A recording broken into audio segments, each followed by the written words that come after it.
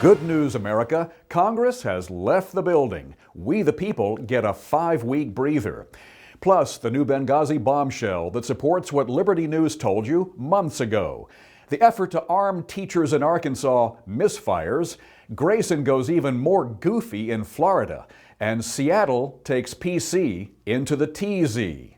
What a report today on LNTV. I'm Norvell Rose. Top story, the House and Senate in recess. Summer break, Capitol Hill lights out, all quiet. The chance that Congress can do more legislative damage to America on hold for at least 5 weeks. Moving on. Benghazi, not a scandal? That's what Team Obama wants us to believe.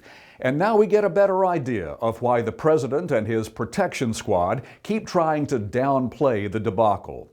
CNN is now reporting what Liberty News reported months ago, that the activity in Benghazi on that fateful night at the compound when 4 Americans were killed likely involved unauthorized gun running, secret arms smuggling, a CIA operation to ship weapons to the Syrian rebels.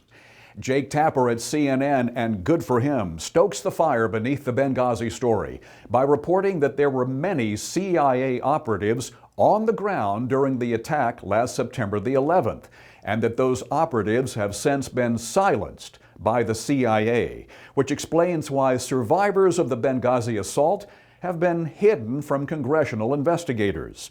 Now, will the shamestream media get serious about getting to the bottom of the Benghazi bungle? Or will they continue to be complicit in covering up the truth? We told you a few days ago about the Arkansas High School providing firearms training to some 20 volunteer teachers and staff to help protect students in the event of a security threat. Well, now the Arkansas Attorney General, a Democrat, has called a halt to that plan. Looks like Clarksville High School will not be able to stick to its guns after all. Remember President Obama's now famous phrase during his last campaign, his admonition to business that you didn't bill that? Well, now Florida Democrat Congressman Alan Grayson is singing a similar tune from the collectivist creed. Essentially, you don't get to run that. If you're a small business, Grayson wants to make sure that you don't get to make your own hiring decisions. Grayson, ever the overlord and mastermind wanting to run everybody else's business, says he'll introduce legislation to keep small businesses from hiring part-time workers instead of full-time employees in order to avoid complying with the Obamacare employer mandate. Come on, says Grayson, you don't get to run your own business. Now that's some kind of freedom, isn't it?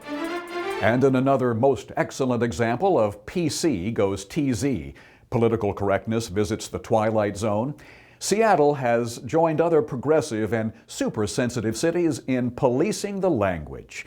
The Seattle Office of Civil Rights is reportedly advising city workers to avoid using certain potentially offensive words and phrases like citizen and brown bag. Not everyone in the city is a citizen, say the self-righteous word cops, so what about using resident instead?